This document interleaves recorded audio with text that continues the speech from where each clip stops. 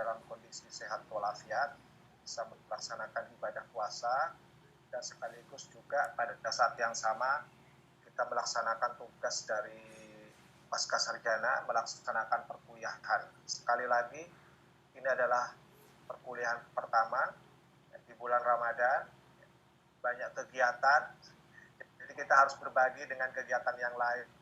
Sekiranya misalnya pada pertemuan pertama ini kita tidak bisa berlama-lama bertatap muka di ruang Zoom, jadi saya sampaikan di awal, mohon maaf yang sebesar-besarnya. Nanti kita lengkapi kekurangannya dengan cara share materi di grup. Ya. Semoga bisa dipahami dan semoga bisa dilaksanakan oleh kita semua. Bisa ya?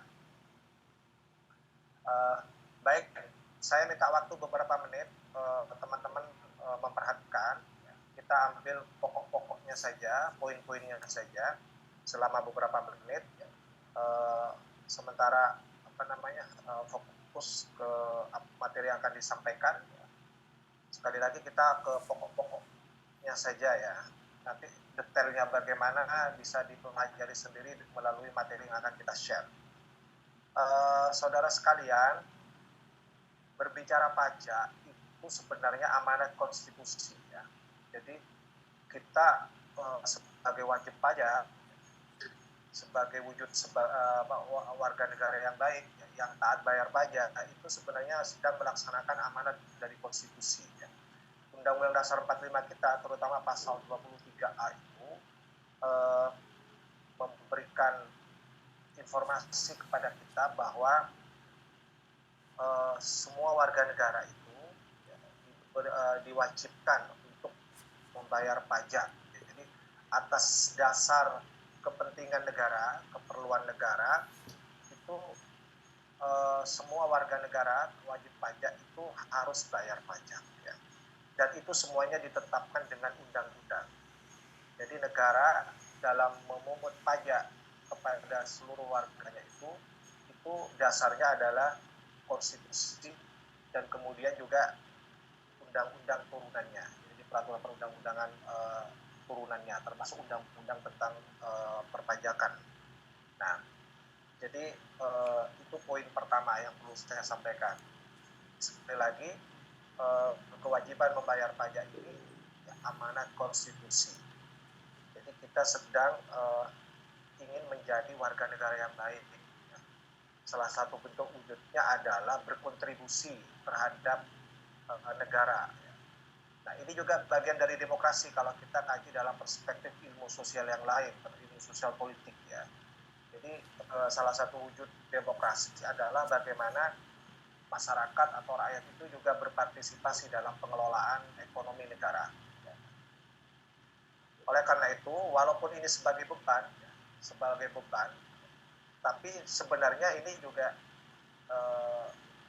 sebagai kebutuhan ya, kalau saya bilang kebutuhan, karena kita butuh juga, karena nanti walaupun sifatnya tidak langsung kita akan mendapatkan kontraprestasi yang itu dilakukan oleh negara. Baik, berikutnya Mas Os, saya tidak perlu bicara bagaimana histori undang-undangan yang mengatur pajak, tapi perlu dipahami bahwa pajak ini ya, dalam konteks Indonesia ini adalah sumber pendapatan negara yang paling besar. Sekali lagi, ini poin kedua, pajak yang diberlakukan, yang diwajibkan di Indonesia ini, ya, ini menjadi salah satu sumber pendapatan negara yang paling besar. Di samping pendapatan yang lain dari pengelolaan BUMN, dari pengelolaan sumber daya alam dan sebagainya. Tapi sekali lagi kita harus menyadari salah satu sumber pendapatan negara yang paling besar itu dari pajak. Makanya semakin taat kita membayar pajak, semakin besar juga kita menyumbangkan kepada kas negara, memberikan sumber-sumber pendapatan kepada negara untuk mengelola negeri. Berikutnya Mas Os. Nah, ini definisi pajak yang sifatnya umum, mulai dari undang-undang yang agak lama 2007 sampai undang-undang yang terbaru di Perpu Cipta Kerja kemarin juga ya, nanti bisa dipelajari itu. Nah, tapi secara umum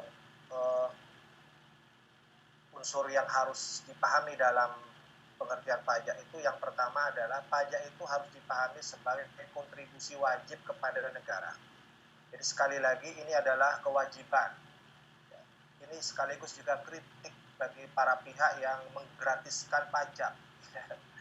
Jadi sekali lagi nanti kita akan diskusikan ya, kalau misalnya dalam kenyataan kok bisa pajak itu digratiskan.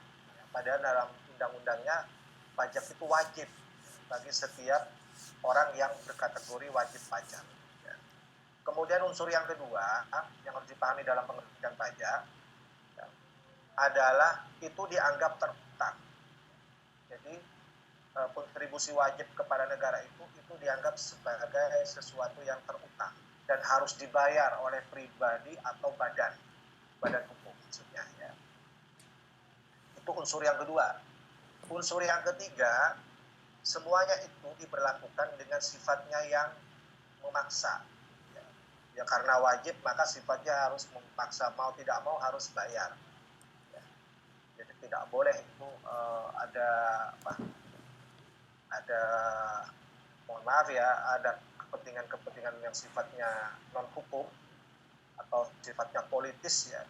Kemudian kewajiban membayar pajak ini tiba-tiba berubah, misalnya digratiskan gitu ya, karena pertimbangan-pertimbangan politis misalnya ya. Tapi sekali lagi kita berbicara pada asasnya menurut undang-undang bahwa pajak itu wajib, tidak bisa digratiskan. Kemudian berikutnya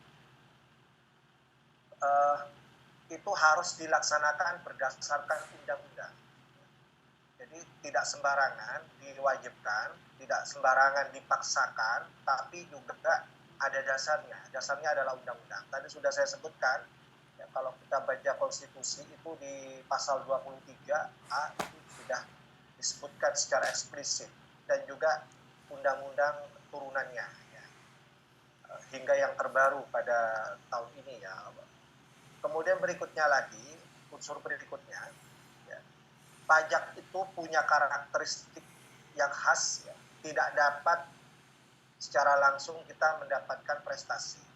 Artinya apa? Kita bayar pajak hari ini tidak bisa hari ini juga kita mendapatkan imbalannya. Kontra prestasinya kita dapat hari ini nggak bisa.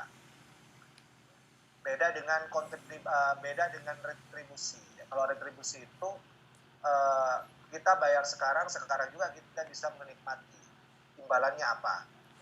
Tapi kalau pajak ini kita bayar hari ini, kita tidak bisa hari ini juga dapat kontraprestasinya. Jadi harus menunggu nanti negara yang mengatur kita akan dapat kontraprestasi apa dari pajak yang sudah dibayarkan. Itu karakter khas dari pajak. Kemudian yang berikutnya, pajak itu digunakan untuk keperluan negara bagi sebesar-besarnya kemakmuran rakyat. Saya kira ini juga menjadi poin yang sangat penting ya, dan harus ditekankan bahwa pajak yang kita bayarkan itu pada dasarnya akan kembali kepada masyarakat, akan dipakai untuk sebesar-besarnya kemakmuran masyarakat. Perkara misalnya ada kasus-kasus yang ramai hari ini, misalnya ada pajak yang dianggap disalahgunakan misalnya, ya saya kira itu persoalan lain, tapi kita sedang berbicara pajak dalam perspektif undang-undang. Jadi pada asasnya pajak yang dipungut itu semuanya nanti akan digunakan untuk sebesar-besarnya kemakmuran rakyat. Baik, berikutnya Mas Os. Nah, ini prinsip pajak secara global. Secara global itu ada prinsip pajak yang terkenal di Amerika dan di Inggris. Misalnya salah satunya adalah no taxation without representation. Jadi tidak ada pajak tanpa adanya perwakilan. Jadi pajak itu dipungut, ya, tapi harus mempresentasikan atau mewakili keseluruhan kepentingan masyarakat. Jangan sampai kita memungut pajak ternyata di situ tidak ada keterwakilan, kepentingan masyarakat pun tidak terakomodir. Makanya ada yang mengatakan pajak ini dari rakyat, oleh rakyat, dan untuk rakyat. Ini wujud demokrasi, konteks pajak maksudnya. Ya. Harus ada perwakilan ya, dari rakyat, oleh rakyat, dan untuk rakyat. Ya. Dalam konteks pajak juga berlaku seperti itu. Ya. Tidak ada pajak tanpa ada perwakilan. Harus merepresentasikan keterwakilan dari seluruh masyarakat dan kembali juga kepada masyarakat. Dan berikutnya, ini yang saya sebutkan tadi ya, ada prinsip global juga yang perlu dipahami yang berbunyi taxation without representation is robbery. Artinya pajak tanpa keterwakilan tadi, tanpa ada undang-undangnya juga, ya, is robbery. Itu adalah perampokan. Jadi sekali lagi, memberlakukan kewajiban pajak itu tidak sembarangan. Harus ada keterwakilan yang memang mewakili kepentingan seluruh masyarakat dan juga harus ada dasar hukumnya. Ya. Kalau kita memungut ya, apapun namanya ya, ke masyarakat tanpa didasari dua ini, itu dianggap robbery, dianggap sebagai perampokan. Ya. Ini prinsip global pajak di dunia. Ya. Itu harus menganut dua prinsip. Baik, berikutnya Mas Os.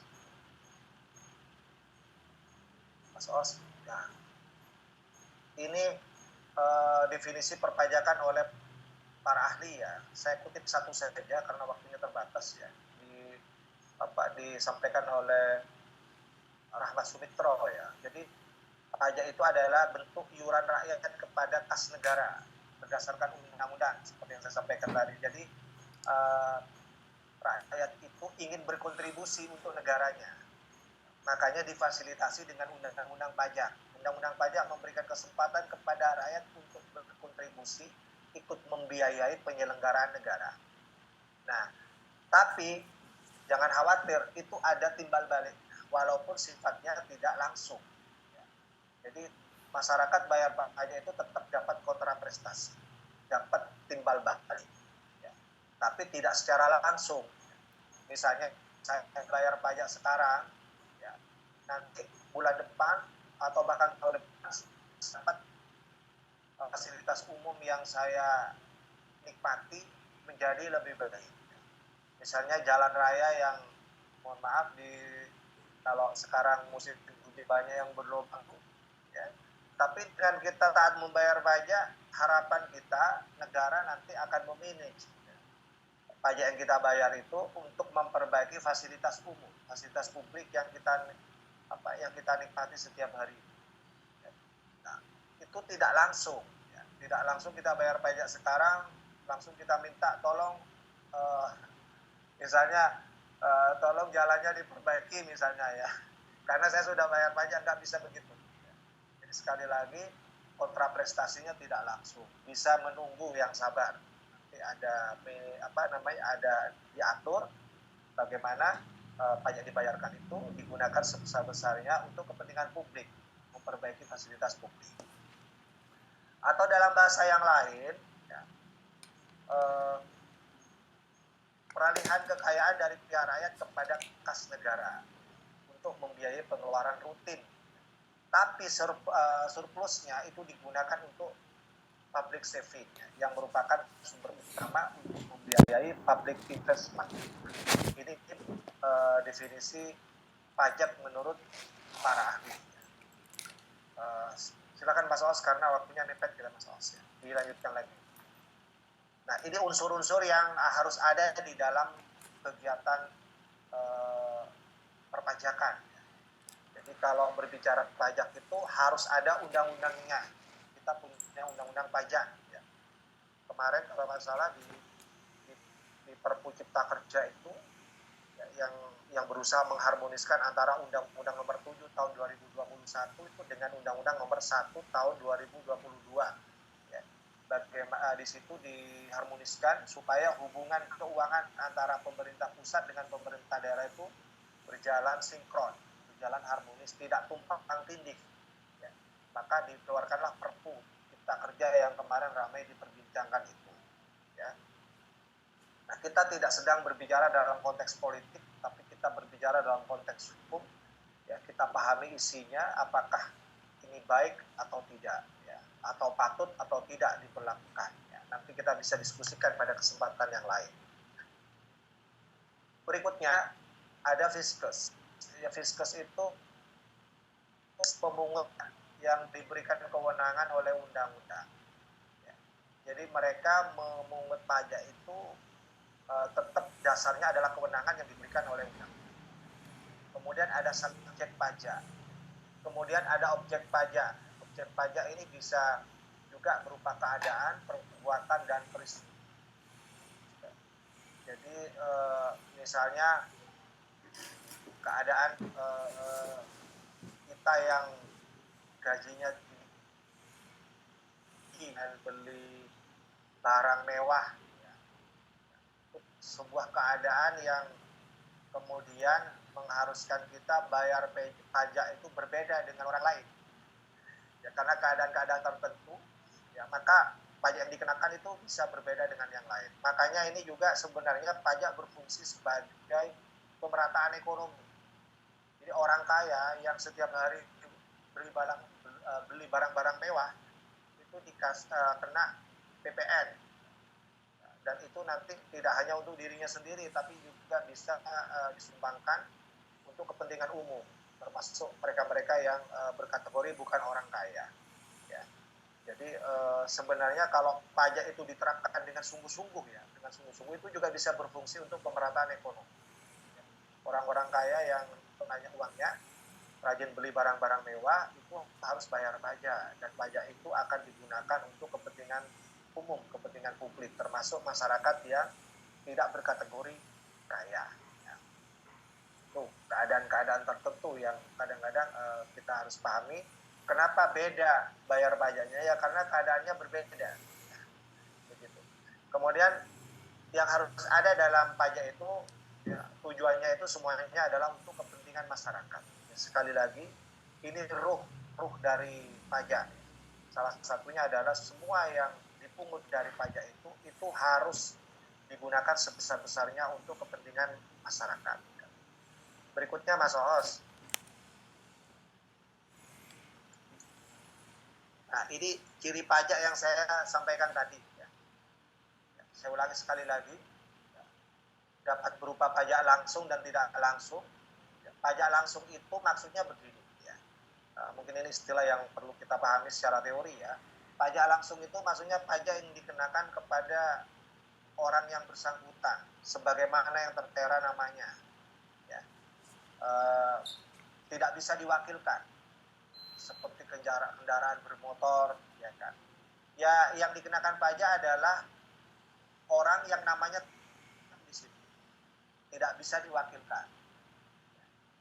Nah, kalau tidak langsung ini bisa diwakilkan. Misalnya ada pihak penanggung yang menanggung membayar pajak. Ya. Nah, ini pembagian pajak yang umum secara teori begitu. Kemudian dapat dipungut sekaligus atau berulang-ulang.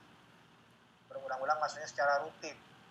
Secara rutin kita bayar pajak, ya, seperti pajak tahunan gitu kan.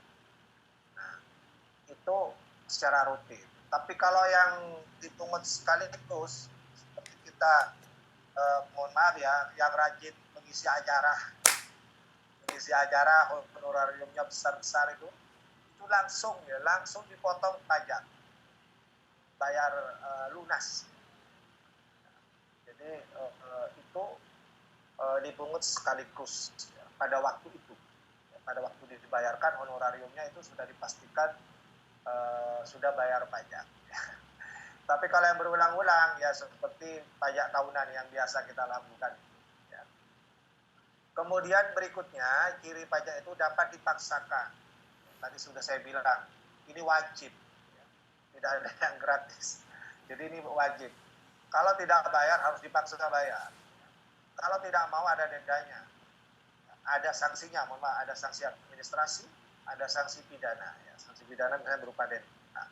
Ya. Kemudian tidak ada kontraprestasi secara langsung. Seperti yang saya katakan tadi, membayar pajak hari ini tidak bisa kita kemudian minta hasilnya hari ini juga. Ya. Kita harus bersabar menunggu. Ya. Ada waktunya nanti akan diberikan timbal baliknya. Tapi itu tidak berupa tidak berupa uang, ya, tapi berupa fasilitas umum yang bisa dinikmati oleh masyarakat. Biasanya begitu. Kemudian berikutnya digunakan untuk pemasukan uang ke kas negara. Jadi sekali lagi sumber uang yang masuk ke kas negara itu salah satunya yang terbesar dari pajak. Makanya kalau kita tidak bayar pajak, sementara kita tahu pendapatan negara itu paling besar dari pajak, jadi bagaimana kita bisa mengelola negara ini pada saat kita tahu bahwa pendapatannya paling besar dari pajak. Makanya ini kritik juga kepada pemerintah, kepada pengelola negara ini. Kalau bisa ya ke depan ini harus ada usaha lain supaya tidak bergantung dengan pajak. Selama ini terus terang banyak keluhan, terutama di era-era sekarang ini, banyak keluhan kenapa semuanya dipajaki. Itu kesan ya, yang belum tentu benar juga. Nanti kita akan diskusikan itu. Ya. Sekali lagi, seandainya kita mau ya, mengelola yang lain-lain, misalnya mengelola kekayaan alam, barangkali kita tidak akan tergantung kepada pajak. Walaupun kita sadar pajak ini memang salah satu sumber yang paling besar. Kemudian tentang pengelolaan BUMN kita, bagaimana BUMN kita itu jangan sampai rugi terus. Ya, kalau rugi terus repot. Tidak ada yang bisa dikontribusikan untuk membangun negara ini. Makanya teman-teman yang diberi amanah mengelola BUMN, ya itu tidak boleh setiap tahun laporannya rugi. Kalau rugi gimana? Apa kontribusinya terhadap negara? Ya kan? Nah, semakin ini bisa dimaksimalkan, kekayaan alamnya bisa dimaksimalkan, kemudian keuntungan dari BUMN kita bisa dimaksimalkan. Saya kira ke depan kita tidak lagi bergantung kepada pajak ya, untuk biaya negara ini. Berikutnya, ya, dapat digunakan sebagai alat pengatur, bisa pendorong, bisa penghambat. Ini maksudnya gimana? Ini kita diskusikan aja kalau ada waktu ya. Jadi pajak itu bisa dipakai untuk mendorong, tapi juga pada saat yang sama bisa dipakai untuk menghambat. Jadi misalnya ya, ini bicara juga politik perpajakan ya. Sebagai perbandingan ya, di negara lain itu dua fungsi ini digunakan dengan sangat baik. Mohon maaf ya, pengusaha-pengusaha yang nakal, yang kadang pengen untung saja nggak mau rugi gitu ya. Itu bisa dihambat ya, dengan usahanya ya, supaya tidak sewenang-wenang begitu, itu dengan kebijakan perpajakan. Bagaimana dia tidak hanya mencari keuntungan di negeri ini, tapi juga dia harus berkontribusi juga dari hasil keuntungan yang diperoleh. Ya. Kalau ngiyel atau bandel, ya, kita bisa hambat dalam dengan cara yang halus ya, dengan kebijakan perpajakan kita. Nah, kalau mendorong pasti ya mendorong terjadinya pemerataan ekonomi misalnya dan lain-lain. Itu sudah umum ya, kita tidak perlu bahas itu. Kemudian berikutnya dapat dikenakan atas orang dan barang. Jadi kewajiban pajak itu bisa dikenakan kepada orang dan juga bisa dikenakan kepada barang. Seperti yang saya ceritakan tadi ya, barang-barang mewah kita yang dibeli itu dikenakan pajak. Nah, kita juga ya, seperti pejabat-pejabat ya, itu juga dikenakan pajak. Jadi sekali lagi ini teorinya seperti itu. Baik Mas Sos, berikutnya Mas Sos. Nah, ini mungkin terakhir. Jam berapa Mas Sos ya? Teman-teman. Jam berapa sekarang? 10:06 menit. Ya, 10 menit ya. Saya minta waktu beberapa menit lagi ya. Tidak apa-apa ya. Siap Pak. Nah, ada pendekatan yang digunakan untuk memahami pajak. Di sini ada saya sebutkan, ada pajak bisa dipahami dalam perspektif hukum, seperti yang saya katakan tadi. Ya. Kita orang hukum harus paham pajak dalam perspektif hukum. Bagaimana undang-undangnya menjelaskan itu. Ya. Jangan kemudian karena hasrat politik, ya, kadang-kadang kita membelokkan asas-asas pajak menurut undang-undang hanya untuk mengikuti kepentingan politik kita. Ya. Pernah ada diskusi yang yang seru ya di kelas sebelumnya yang pernah saya ajarin itu ada yang kemudian menggunakan isu pajak itu untuk kepentingan politik. Misalnya kalau jadi nanti pajak ABCD gratis gitu. Nah, gitu. Padahal undang-undangnya itu jelas ya, pajak itu adalah kewajiban yang harus dibayar. Nah, bagaimana manajemennya? Nah, itu mungkin yang perlu didiskusikan. Ya. Tapi sekali lagi pemerintah daerah tidak boleh serampangan sembarangan ya, karena ingin menjadikannya sebagai alat untuk kepentingan politiknya, kemudian dibelokkan ya, asas-asas membayar pajak sesuai undang-undang itu.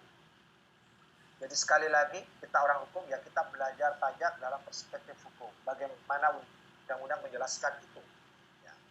Nah berikutnya pajak dari aspek ekonomi tadi saya sudah sampaikan. Ya. Mungkin ini wujud dari demokrasi ekonomi juga. Ya. Melalui pajak ini kalau benar-benar serius, sungguh-sungguh tulus ya dikelola ya, dengan prinsip-prinsip governance. Saya kira ini bisa dipakai pemerataan ekonomi. Kenapa? Karena mereka-mereka yang kaya raya, punya pengusaha-pengusaha besar, dengan pajaknya yang mereka bayarkan, ini bisa digunakan sebesar-besarnya untuk masyarakat. Ya. Pajak mereka pasti beda besarnya daripada pajak orang miskin. Tapi yang ironis itu, mohon maaf ya, yang ironis itu kenapa? Ya, ada penilaian, ada opini, apakah ini benar atau tidak. Kadang-kadang orang miskin itu lebih taat membayar, lebih takut kalau tidak bayar. Sementara pengusaha besar itu banyak cerita sampai melakukan mohon maaf ya, usaha-usaha untuk menghindari pajak, ya kan? Nah, itu saya kira ironis sekali ya. Sulit kita mewujudkan demokrasi ekonomi kalau pengusaha-pengusaha besar itu tidak bisa memberikan contoh yang baik, menjadi wajib pajak yang baik, menjadi warga negara yang baik. Ya. Jadi sekali lagi masa kita kalah sama masyarakat kecil yang penghasilannya pas-pasan, tapi dia dalam hal membayar pajak itu lebih taat, lebih takut kalau misalnya tidak bayar pajak. Nah itu sekedar menggugah teman-teman yang saat ini diberi amanah ya, mengelola uang banyak ya, menjadi pengusaha ya, dan sebagainya ya. Pernah kita sampaikan juga ya. Nah berikutnya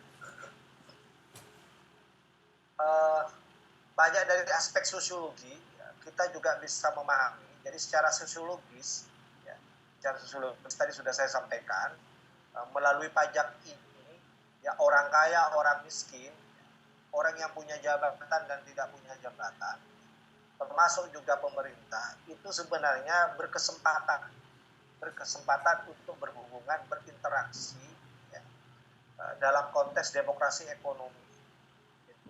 Jadi mereka bisa bahu-membahu, saling berkontribusi ya,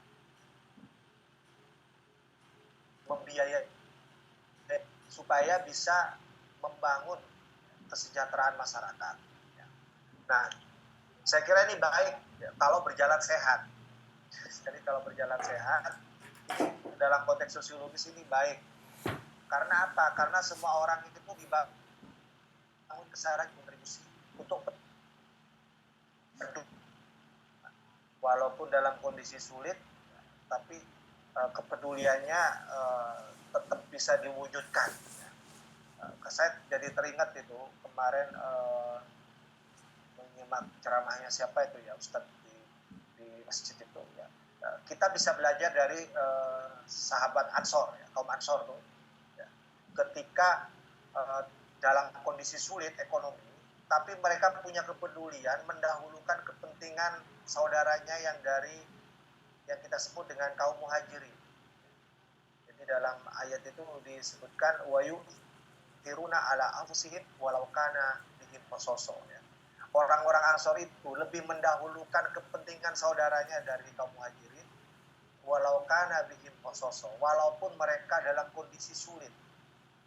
Jadi dalam kondisi sulit mereka tetap punya kepedulian membangun kebersamaan persaudaraan dengan saudara-saudaranya yang lain. Nah, saya kira ini penting menjadi ruh dari pajak kita dalam perspektif sosiologi. Jadi dalam perspektif sosiologi kita bisa tolong-menolong, bisa ta'awun dalam kebaikan, bekerja sama dalam kebaikan, membangun negeri ini, ya, berkontribusi sesuai kemampuan. Mampunya kita bayar sekian, bayarnya sekian sesuai keadaannya. Ya. Nah, ini dalam konteks historis, ya, saya kira sejarahnya ini panjang. Silakan dibaca bagaimana pajak itu di dalam sejarah, ya, sampai hari ini. Ya. Kalau dulu itu namanya upeti, ya. Tapi itu memang itu beda, ya. Tapi akhirnya sekarang bergulir dan menjadi pajak. Ya. Kalau dulu di zaman kerajaan itu ya, kita belajar itu dulu namanya upeti, ya, upeti. Tapi seiring berjalannya ya akhirnya kita sudah punya konsep yang tepat untuk zaman kita. Jadi kini bukan upeti rakyat kepada negaranya, bukan. Kalau upeti itu kan kecenderungannya sewenang-wenang, ya, artinya pokoknya yang ditaklukkan, yang dikuasai harus bayar gitu kan. Kalau ini kan tidak. Sampai kita punya undang-undang yang terbaru. Kemarin yang terbaru, ya, saya catat di sini PP nomor 4 tahun 2023, ya. Ya, peraturan pemerintah nomor 4 tahun 2023 itu sudah bicara tentang pemungutan pajak, ya. Barang dan jasa, ya. Itu dalam konteks konteks kelistrikan. Jadi tenaga listrik itu juga dikenakan pajak, ya, barang dan jasa. Itu yang terbaru, ya, ada peraturan pemerintah nomor 4 tahun 2023.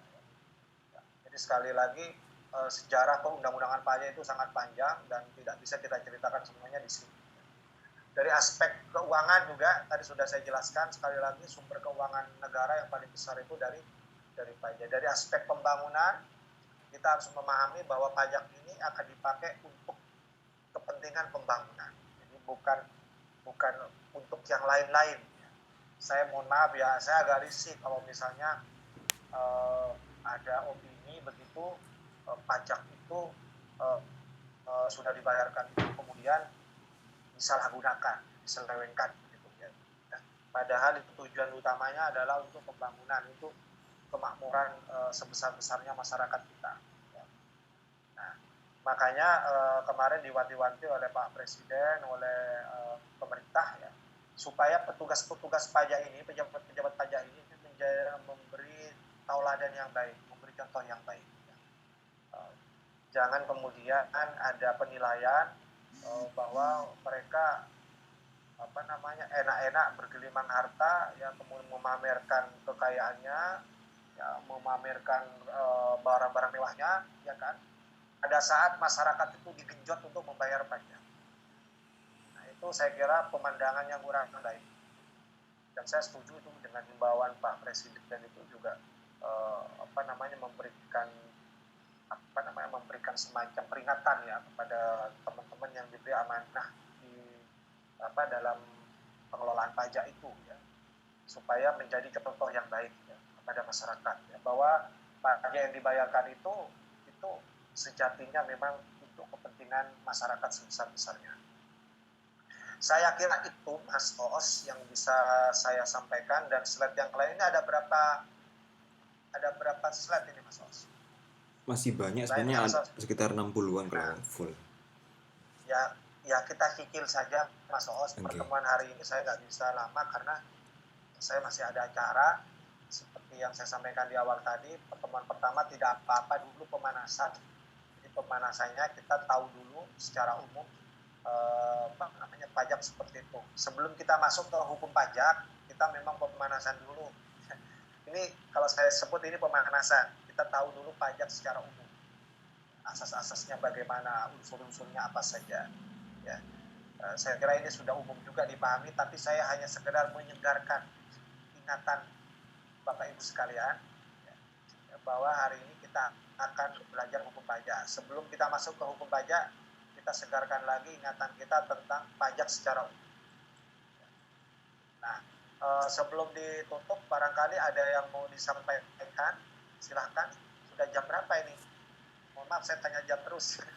Kurang seperempat, jam 10:30. Kurang seperempat ya. Ya. Silakan, mungkin ada waktu 50 menit.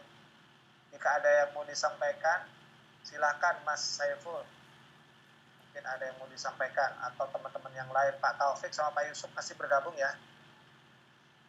Siap, masih Bapak. Masih ya.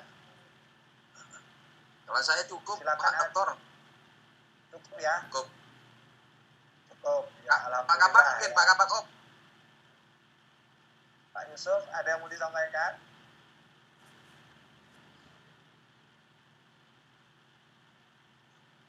Pak Taufik juga, Pak Kasat, ada yang mau disampaikan juga? Siap, sementara cukup, Prof. Cukup ya, alhamdulillah. Kemudian yang lain, Pak Ervan masih bergabung? Cukup Pak, jelas Pak. Oh ya, baik. Kita akan lanjutkan kuliah kita pada pertemuan berikutnya. Tapi sekali lagi, materi yang saya sampaikan tadi dan materi yang akan saya sampaikan di pertemuan berikutnya, saya share di grup ya. Saya harapkan teman-teman men-save materi yang saya share. Mas Oos, nanti di-share di grup bisa Mas Oos ya? Oh, oke, siap Pak. Ya, saya dengan Mas Oos ini kebetulan jauh. Mas Oos ini ada di Brawijaya, Malang. Kita tugaskan kuliah di Brawijaya, Malang. Kemudian saya minta membantu dari jarak jauh kegiatan dan tugas-tugas saya di Sudan ya. Mas Oos nanti minta. Mas Oos belum bergabung tidak? Belum masuk ke grup. Oh iya, belum masuk karena ini baru pertama. Nggak apa-apa, nanti saya minta kepada adminnya, atau saya jangan-jangan sudah jadi admin ini, nanti saya masukkan di grup. Kita Oke, siap. nanti kalau sudah masuk di grup, di-share ya. Siap. Baik, terima kasih semuanya atas perhatian dan kerjasamanya. Semoga semua kita sehat. Amin. Pak Taufik sehat, Pak Yusuf juga sehat, Pak Ervan juga. Amin. Ya, semua sehat. Amin. Sehingga kita bisa melaksanakan tugas-tugas kita dengan Amin. baik, terutama di bulan Ramadan ini kita tuntas Amin. melaksanakan kewajiban Amin. ibadah puasa ini, dan tentunya juga kita bisa melaksanakan tugas-tugas di pasca Amin. sarjana walaupun harus berbagi dengan waktu kegiatan yang lain. Terima kasih atas teman-teman yang lain. Sampai jumpa pada pertemuan yang akan datang. Semoga kita semua punya kesempatan dan tetap sehat. Amin. Sehingga sekali lagi pertemuan yang akan datang bisa kompak hadir walaupun waktunya tidak banyak seperti hari ini. Siap. Tidak apa-apa ya. Siap. Baik, itu saja yang bisa saya sampaikan.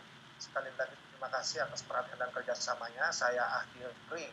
Wassalamualaikum warahmatullahi wabarakatuh. Waalaikumsalam Waalaikumsalam. warahmatullahi wabarakatuh.